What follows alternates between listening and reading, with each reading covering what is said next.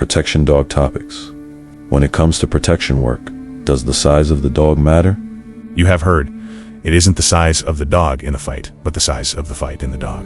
I agree with that, but let me explain what that really means, because it is not as clear-cut as some people think it is. When skill has a great differential, meaning one is highly skilled and the other is low skilled, then size matters less. However, when skill levels are comparable, size certainly plays a major role in an outcome. The point here is not that size does not matter, but is instead that the determination, ability, skill, durability, stamina, heat tolerance, and other aspects of skill are all of greater importance than size alone. Sometimes the dog's skill or the amount of fight in the dog is a genetic component, such as drive, confidence, nerves, stability, pain, threshold, genetic fitness, durability, natural heat tolerance, or other natural abilities. Sometimes the amount of fight in the dog is experience-based, such as a learned skill via training, development, fitness, confidence, past successes or failures, or a developed skill from conditioned and nutrition such as stamina, power, or technique. How does the American Sentinel compare to the American Pitbull Terrier? Take my answer here in context. When I refer to the Pitbull, I'm only referring to the working-class, game-bred American Pitbull Terrier. This needs to be understood. I am not referring to bullies, XLs, crossbred dogs, or even the American Staffordshire Terriers. I am not referring to the other Bull Terrier type breeds either, of which there are many. I am exclusively referring to the game-bred American Pit Bull Terrier. Even then, when I refer to them, I'm also excluding all of those that are not well-bred, for the majority are bred by fools that think they are experts, but in all honesty, completely lack in-depth knowledge or experience with the breed. I have found most self-proclaimed experts lacking in knowledge as to what a good specimen of the pit bull truly is and is capable of. When you have an intelligent, athletic, health-tested, sound, high-drive, highly stable game-bred pit bull, you are dealing with one of the apex dogs in the world pound for pound. When working with a line of such dogs, the consistency of excellence is second to none. They can compete with anything and do remarkably well. They may not out-track or perform K9 patrol or sport work like a Malinois, but they can track, perform K9 patrol or sport work very well. They won't beat a greyhound at running, but they can run very well. They may not pull a sled 2,000 miles across Alaska, but they can pull a sled very well. And then they can also whip those dogs in combat. I think anyone that disagrees with this is either dishonest or doesn't know quality game dogs. Pound for pound, there is not a more capable dog.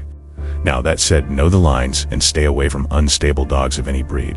If you want an intelligent dog, especially if seeking a male, stay away from male dogs of the Mayday strain.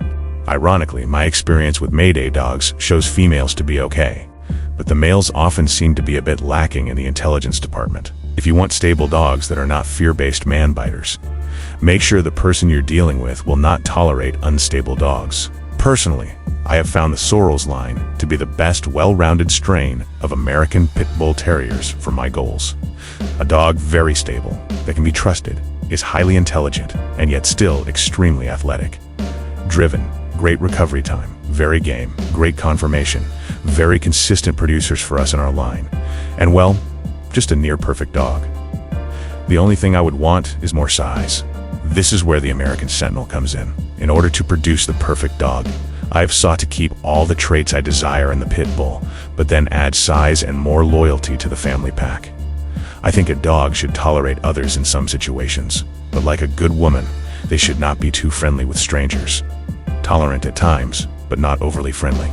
Having more size allows the dog to not just catch and engage a large hog or a threat from a human attacker, but also allows the dog to absolutely stop them in their tracks, to anchor them to the ground like a smaller dog is unable to. However, there is a trade-off here. There is no free lunch. Add size and power and you will give up agility, speed, stamina, and heat tolerance. All of which are very important to me and are traits I do not want to give up. So, I then sought to find the perfect balance. What I have learned is the ideal balance of size and hog dog and also a protection dog seems to be around 80 to 85 pounds. But dogs plus or minus 15 to 20 pounds from this average can still do remarkably well.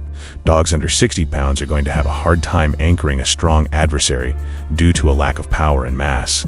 These smaller dogs may also give up durability and be more prone to injury. Dogs over 100 pounds are going to give up stamina, agility, and heat tolerance, and often quit on you sooner as they endure additional stress of lacking oxygen or from overheating. And to me, this is unacceptable. So, for the American Sentinel, I seek my male dogs to have a size of 75 to 100 pounds and females from 65 to 90 pounds. This keeps me in my ideal range. However, allowance for size variances outside this range are acceptable as long as the performance requirements are kept, meaning any individual outside this range can be accepted if they do not suffer from the typical weaknesses seen outside the range. Meaning, if I have a smaller dog, but it is still powerful and durable, then okay. Or if I have a bigger dog, but it still has great agility, stamina, heat tolerance, and gameness commitment if you prefer, then okay. I cannot stand a dog that looks for a shade tree or a creek to bed into so it can cool off. Dogs are supposed to be able to outwork humans.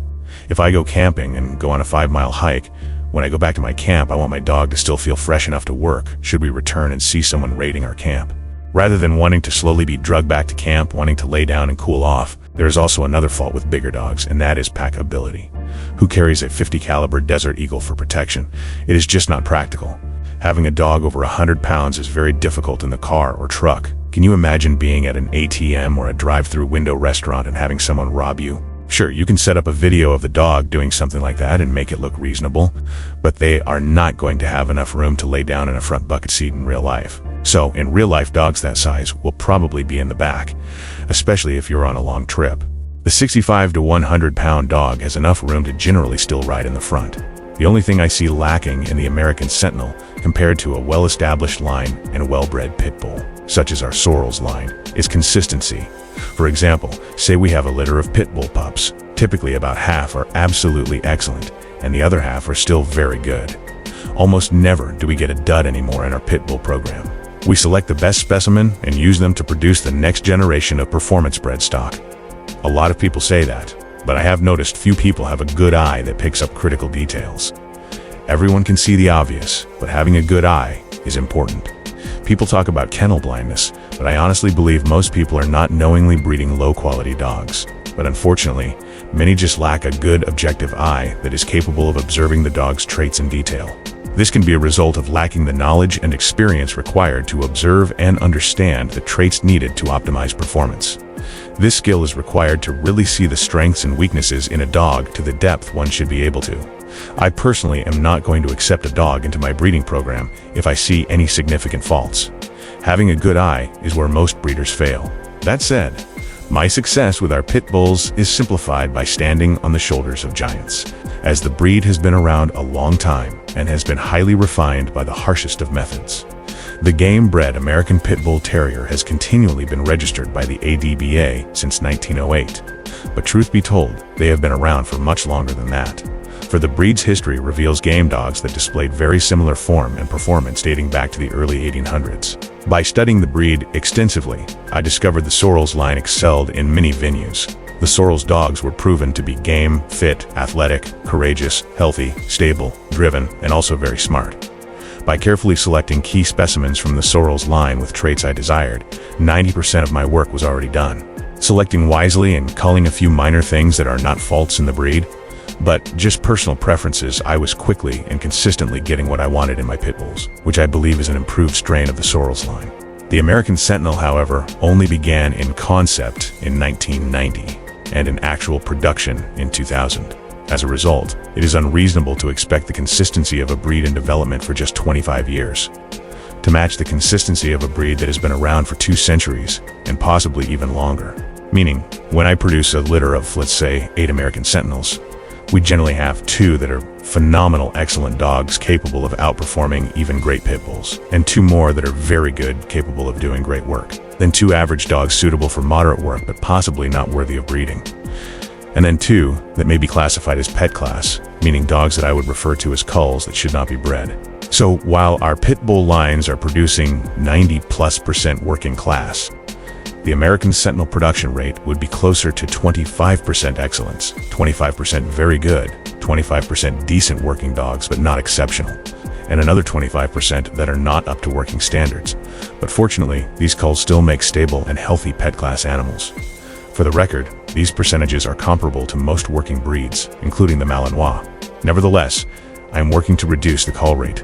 One may ask, why do I bother with the American Sentinel if I'm having 90+% success with our pit bulls? The answer is simple. The best and most capable dogs I have ever seen were indeed American Sentinels of my own production. I am also pleased to say we have had some litters of American Sentinels with higher percentages, and by using selective breeding practices, we are closing the gap on consistency, and the percentages are indeed improving. Additionally, we also have not had an issue finding non-breeding homes for the pet class animals we have produced. Not everyone wants a Ferrari. Some people are fine with having a Toyota that is a stable and reliable dog, even if not an apex performer. So this has not been a problem for us. But I'm still glad to see the American Sentinel closing the gap on consistency when compared to the Pitbull. I have basically given up the majority of my life to produce the best dogs I can. And, well, I like one tough dog that can perform sentinel duties like a mastiff, that track off-road like a hound. They can turn with the agility of a terrier. That can hit water like a retriever, that can fight like a gladiator, and that can cuddle with the family like a teddy bear. I want it all. And that is what a good specimen of the American Sentinel is about. A good American Sentinel brings more stopping power and durability than the Pitbull, yet does this without sacrificing other significant performance traits I require in a working dog, such as grit, stamina, agility, and heat tolerance, traits that are common in the Pitbull. The American Sentinel simply brings more size, durability, power, and protective instinct.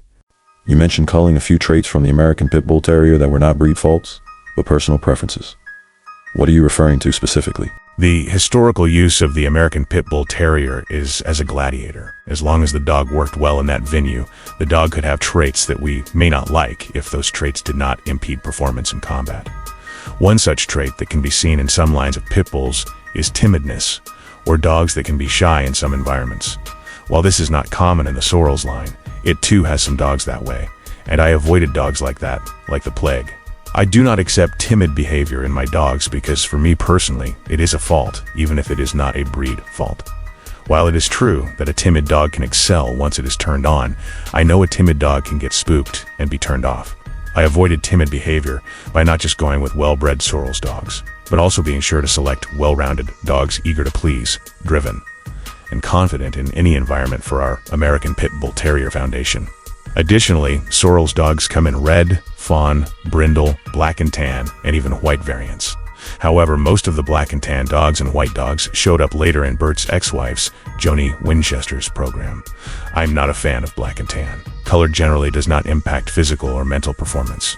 However, white coloration is linked to various health problems and provides terrible camouflage in non-Arctic regions. No offense meant to Joni, but ultimately, I simply believe Bert just had better bred all-around working dogs than Joni did. And as a result, I personally prefer Bert's strain of Sorrels dogs over Joni's. His dogs had better performance records, especially when in the hands of my good friend Madison Parker, and were proven to be very intelligent, biddable, well-rounded game dogs. How do you compare prey, defense, and fight drives? Some people do not believe in fight drive. I will come back to that later. Prey drive is the desire to hunt, chase, catch, and kill, but it comes in levels.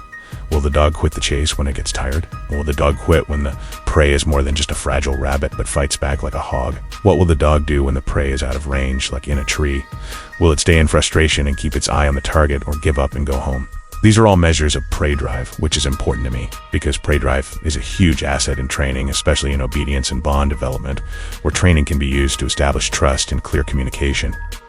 As a result, I like high prey-driven dogs. Dogs working in prey drive forward in action, mentally comfortable and confident, even when excited. What I mean by this is dogs working in prey are not angry, even in the slightest degree. Defense is something one needs to be more careful with.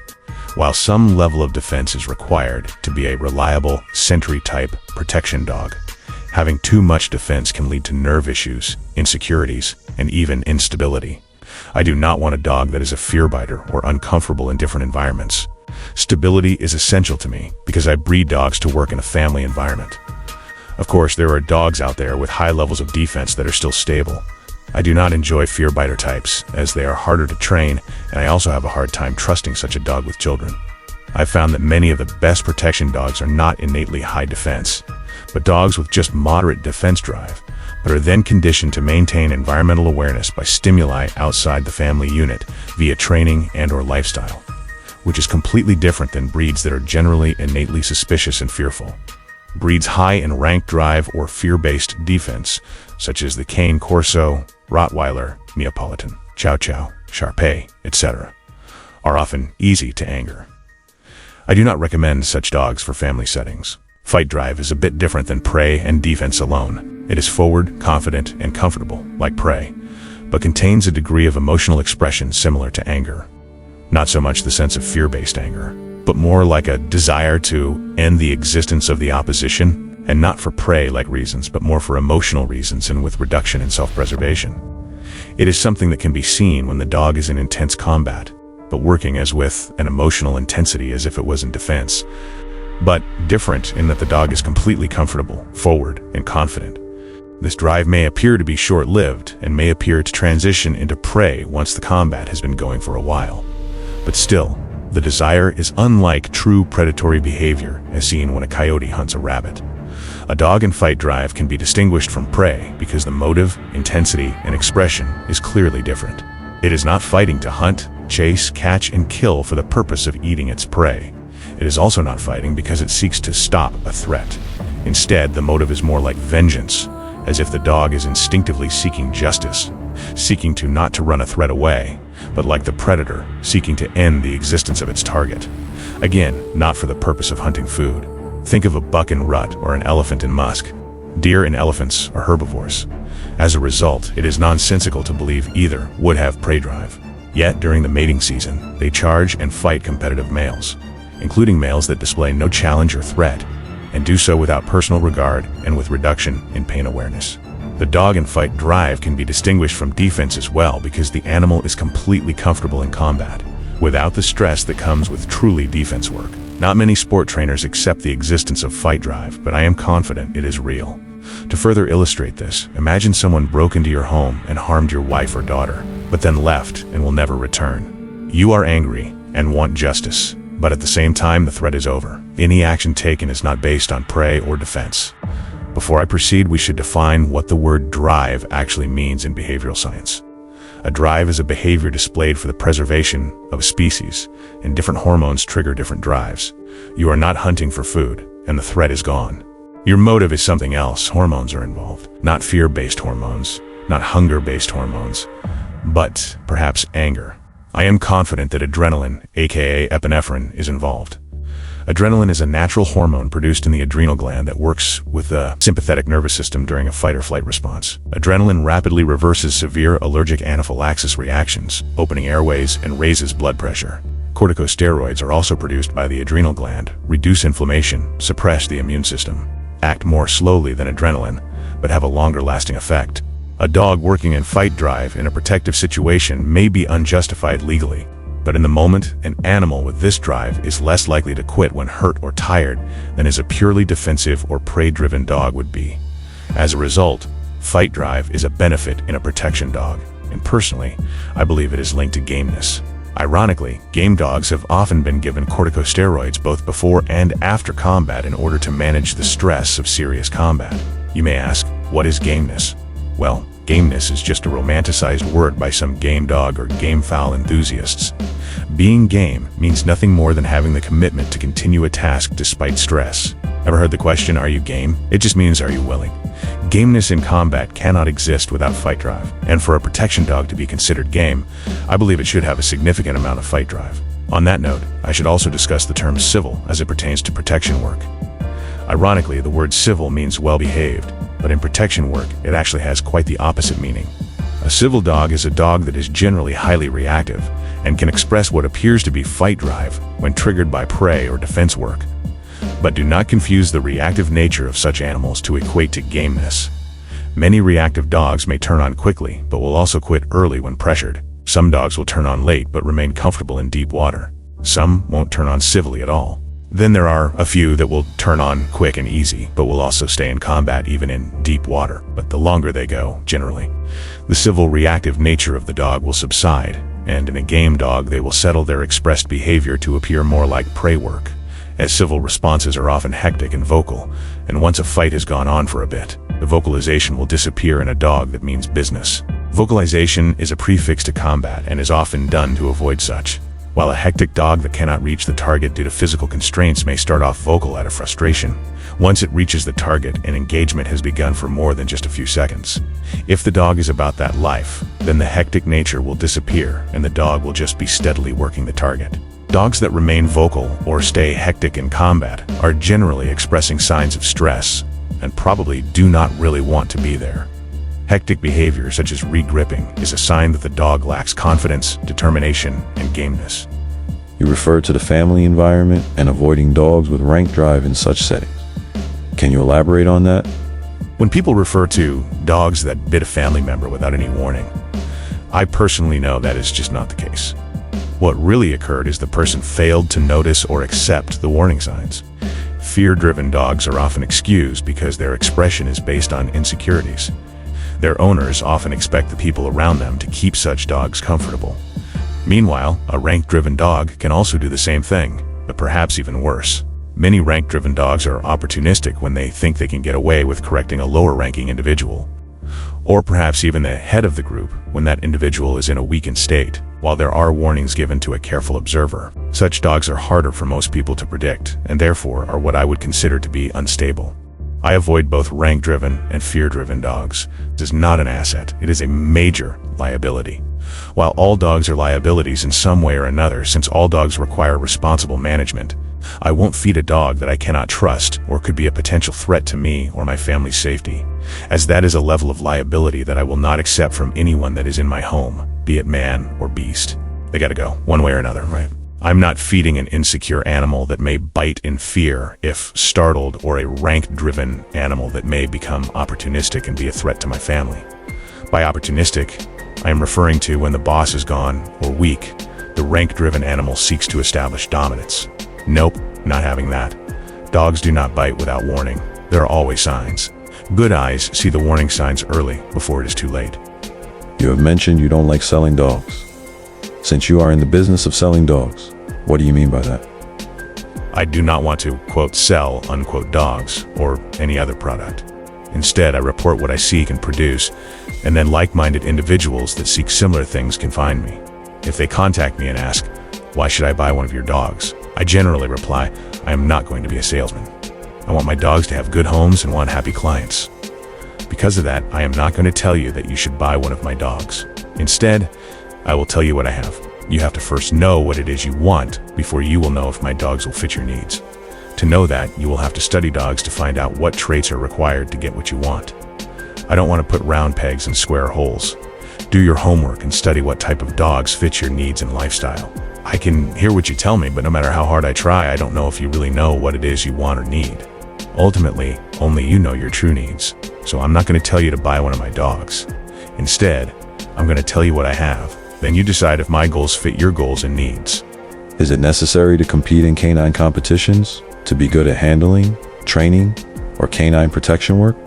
Understanding perspective of what is real and what is a game is critical when it comes to performance in either venue, real life or competitive games. If a person cannot separate the difference between sport and protection work, then they have bigger issues than training. When a person understands these differences, I do not believe competition is required to be good, but ask yourself 2 questions.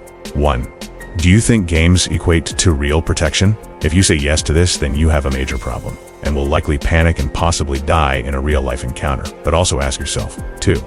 Is an untested skill actual skill? I think we would all agree this is highly debatable. If you're not competing, then how are you testing your skills? Are tests arbitrary, random, nonsense, practical, and how do you know? Are you training and testing for likes on social media, or are you training for what is practical? I believe in training for what is most likely, not what is the most dramatic or most fun. Train for the 90% first, and only when that is mastered, then train for the 10%. Train for the 99% first, and only when that is mastered, then train for the 1%, etc. Do you need to do sends? Sure, they are great, but learn on leash first. Learn in your home first. Learn in your car first. Learn how to out your dog first. Then, after those things are mastered, then do the sends. Do you want your dog to walk between your legs like some police or military dogs do?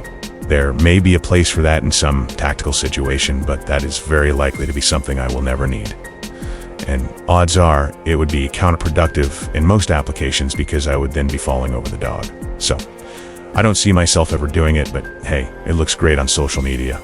Train smart by being practical. Competition is not a negative thing to the protection dog training if the protection dog trainer is using it as a measure to assess performance under stress. But it can be counterproductive to protection work if you're going to compete with the mindset of winning a competition.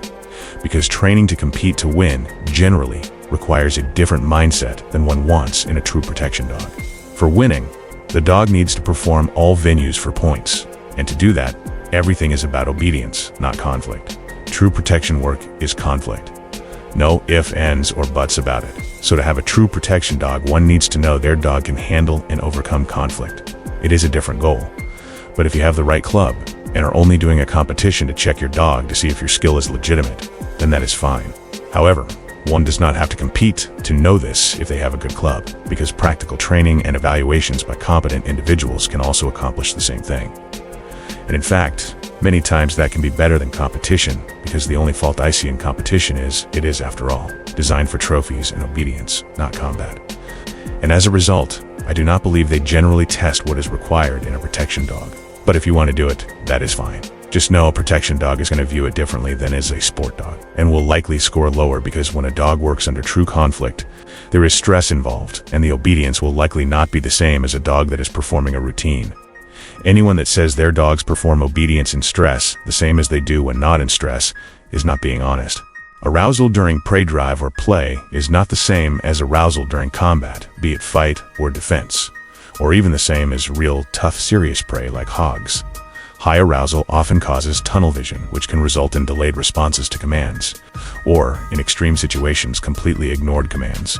I actually like and welcome the idea of trials for protection dogs, but personally believe true protection dog trials should be pass-fail events, not competitions for trophies. This would promote the idea of participants helping each other do well, possibly save lives, and eliminate much of the politics and subjective judging that generally comes with competitive canine sports. What closing thoughts would you like to add? I recommend people that are new to protection work or hog hunting to take the time to learn the basics of canine behavior. Offer grace and work on your bond before trying to teach the dog anything. If you're not your dog's trusted friend, why would you expect it to listen to you or work for you? That makes no sense. When a puppy is in a new home, walk it often so it doesn't have an accident in the home. They learn quick. But taking the dog outside so it can relieve itself often greatly accelerates this process, and is especially important if you're the type of person that is going to get angry at the pup for an accident. The puppy doesn't know the rules for indoor living, but it will learn very quickly. Typically within just a couple of days if you offer it the opportunity to go out often. If you get anxious, expect your dog to get anxious. Puppies and dogs often follow their owner's lead. If you want a stable dog, be a stable owner. When you start riding around in the car with a dog, make your trips short, and when you get home, have fun with the dog. This will make the dog enjoy the ride. Learn about classical conditioning, operant conditioning, and other aspects of psychology that can improve your bond with your dog. Understand the use of oppositional reflex, such as pulling on a leash, often builds drive, which can be good or bad depending on the situation. Deworm your puppy or dog once a month. If you need help on that, watch our video on deworming and vaccinations. Don't overcomplicate crate training. Feed the dog in the crate, and the dog will be crate trained before you know it. Think before you act. Raising a good dog is science, but it is not rocket science. For those that want to learn more about your program, how can people get a hold of you? If someone wants to learn more about what we do, our American Pitbull Terriers, or our American Sentinels, I ask that they review the information on our website, which is AmericanBandog.com.